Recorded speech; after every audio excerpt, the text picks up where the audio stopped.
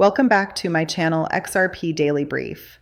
Federal Reserve Governor Michelle Bowman has just confirmed that the Federal Reserve is actively building a full regulatory framework for stablecoins and digital assets in the United States. And if you understand what that means, you know we've just crossed a major turning point. She explained that the Fed is coordinating with all major regulators, creating rules for stablecoin issuers, and giving banks the clarity they need to safely support digital assets. This is the moment banks have been waiting for. You cannot custody crypto, issue stablecoins, or operate tokenized payment rails until the rules exist. And now, for the first time, the rulebook is being written.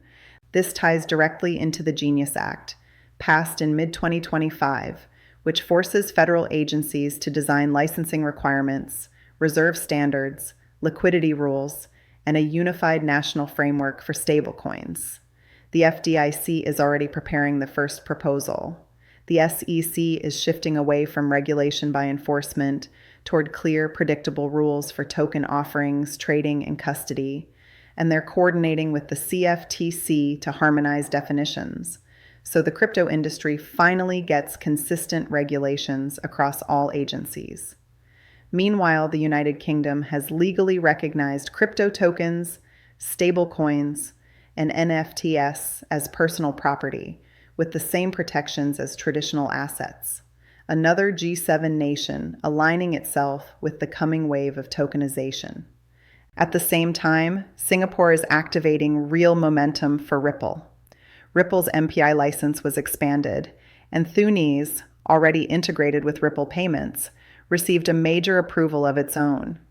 This means XRP and RLUSD can now be used across more regulated payment activities, and banks, fintechs, and corporations in Singapore can adopt Ripple's technology at scale.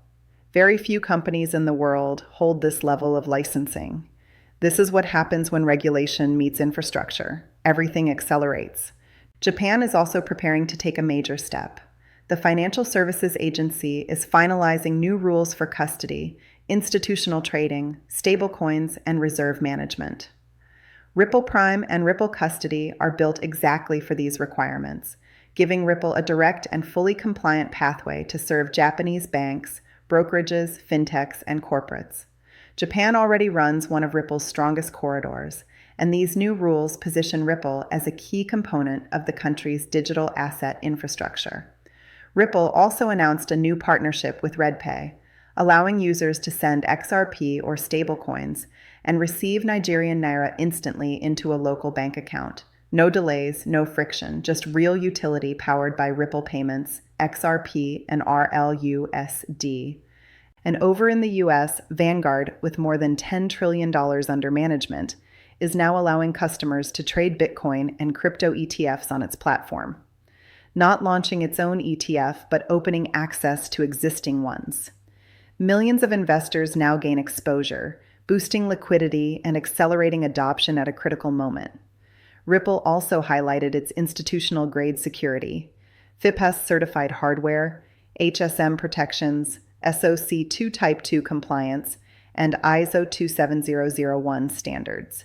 These are the benchmarks banks check before integrating any technology. Ripple is making it clear their infrastructure is ready for large-scale institutional use.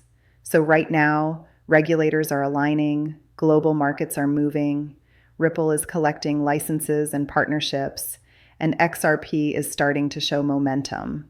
This is no longer speculation. This is the real infrastructure phase unfolding in front of us. Thanks for watching. See you in the next XRP Daily Brief.